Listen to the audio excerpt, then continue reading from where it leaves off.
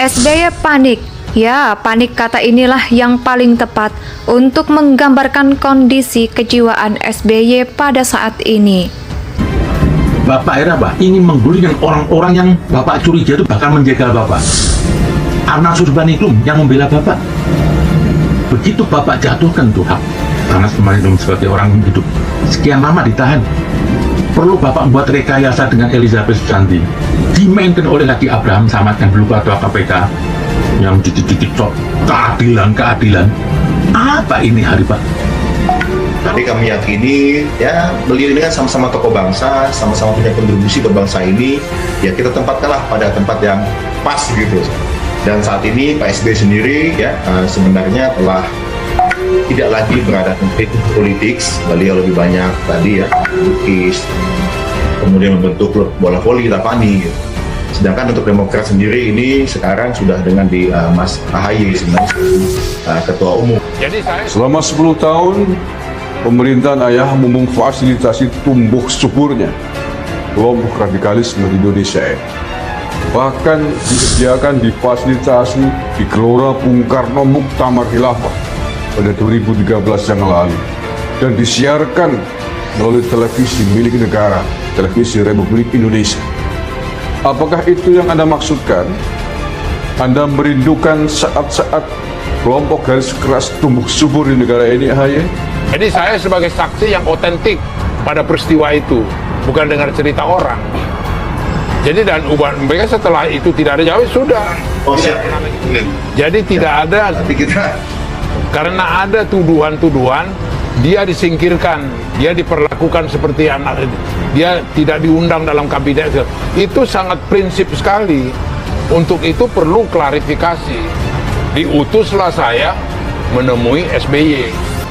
Indonesia sejak dulu kala tetap dipuja-puja bangsa. SBY panik karena ditembak oleh Antasari. Pada hari ini Antasari meminta SBY untuk jujur mengenai kasus pembunuhan Nasruddin Zulkarnain yang membuatnya menjadi terpidana. Permintaan agar berjujur mengenai kriminalisasi dirinya dilontarkan Antasari pada konversi pers di Barreskrim Polri. Konferensi pers ini diadakan oleh Antasari selepas dirinya melaporkan dugaan kriminalisasi yang dialaminya. Antasari menyebut SBY mengetahui persis kasus yang menjeratnya, yang mendasarkan dugaan atas kedutaan COFM. Haritano mengaku kalau dirinya diutus SBY untuk meminta agar besan SBY mantan Deputi Gubernur Bank Indonesia Aulia Pohan tidak ditahan. Sayangnya permintaan itu ditolak oleh Antasari. Penolakan ini mengakibatkan Antasari dipenjara selama 8 tahun. Pernyataan Antasari inilah yang membuat SBY panik. Kepanikan itu terlihat melalui ceritanya di Twitter. Ia menyatakan kegalauannya di Twitter. Berikut ini adalah 11 cuitan SBY. Yang pertama, yang saya perkirakan terjadi nampaknya generasi kepada Antasari punya motif politik dan ada misi untuk menyerang dan dikreditkan saya. Demikian cuit pertama. Yang kedua, satu hari sebelum pemungutan suara Pilkada Jakarta, saya diduga direncanakan Antasari melancarkan fitnah dan tuduhan kejam terhadap saya. Yang ketiga, tujuan penghancuran nama SBY oleh Antasari dan para aktor di belakangnya agar AHY kalah dalam Pilkada besok 15 Februari 2017. Keempat, apa belum puas terus memfitnah dan hancurkan nama baik saya sejak November 2016 agar elektabilitas AHY hancur dan kalah. Yang kelima, luar biasa, negara ini tak masuk di akal. Saya nauzubillah, betapa kekuasaan bisa berbuat apa saja. Jangan berdusta, kami semua tahu.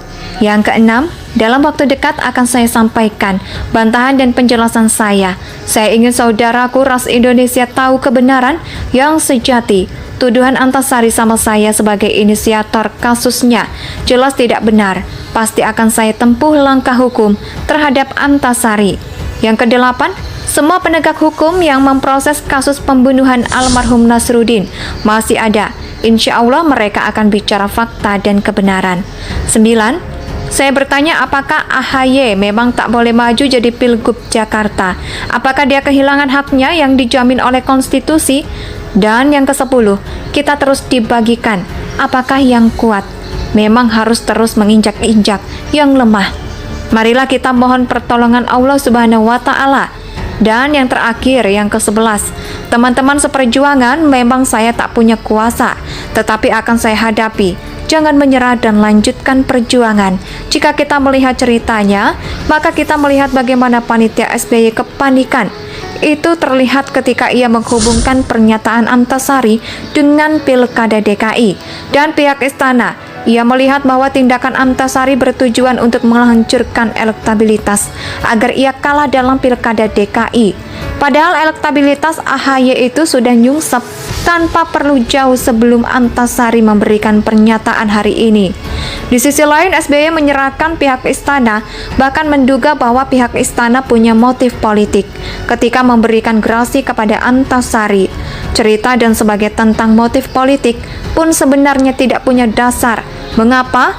Ya, karena pihak istana sudah menggunakan jalur yang semestinya ketika memberikan gerasi kepada Antasari. Kata staf khusus Presiden bidang komunikasi Johan Budi, SBY panik.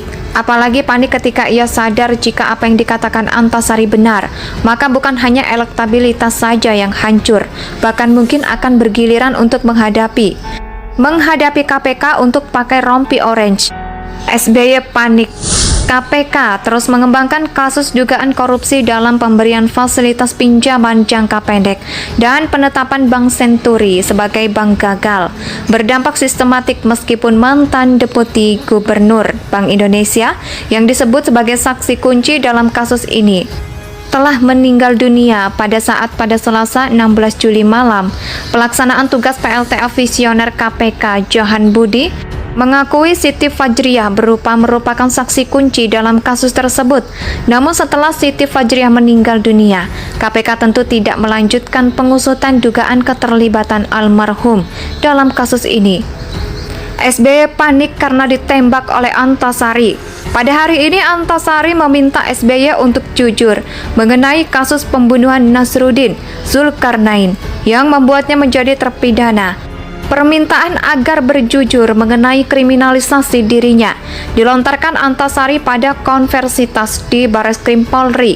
Konferensi pers ini diadakan oleh Antasari selepas dirinya melaporkan dugaan kriminalisasi yang dialaminya. Antasari menyebut SBY mengetahui persis kasus yang menjeratnya, yang mendasarkan dugaan atas kedutaan COFM. Haritano mengaku kalau dirinya diutus SBY untuk meminta agar besan SBY mantan Deputi Gubernur Bank Indonesia Aulia Pohan tidak ditahan. Sayangnya permintaan itu ditolak oleh Antasari. Penolakan ini mengakibatkan Antasari dipenjara selama 8 tahun. Pernyataan Antasari inilah yang membuat SBY panik. Kepanikan itu terlihat melalui ceritanya di Twitter. Ia menyatakan kegalauannya di Twitter. Berikut ini adalah 11 cuitan SBY. Yang pertama, yang saya perkirakan terjadi nampaknya generasi kepada Antasari punya motif politik dan ada misi untuk menyerang dan dikreditkan saya. Demikian cuit pertama. Yang kedua, satu hari sebelum pemungutan suara Pilkada Jakarta, saya diduga direncanakan Antasari melancarkan fitnah dan tuduhan kejam terhadap saya. Yang ketiga, tujuan penghancuran nama SBY oleh Antasari dan para aktor di belakangnya agar AHY kalah dalam Pilkada besok 15 Februari 2017. Keempat, apa belum puas terus memfitnah dan hancurkan nama baik saya sejak November 2016 agar elektabilitas AHY hancur dan kalah. Yang kelima, luar biasa, negara ini tak masuk di akal. Saya nauzubillah, betapa kekuasaan bisa berbuat apa saja. Jangan berdusta, kami semua tahu. Yang keenam, dalam waktu dekat akan saya sampaikan bantahan dan penjelasan saya. Saya ingin saudaraku ras Indonesia tahu kebenaran yang sejati. Tuduhan Antasari sama saya sebagai inisiator kasus Indonesia tanah air beta pusaka jadi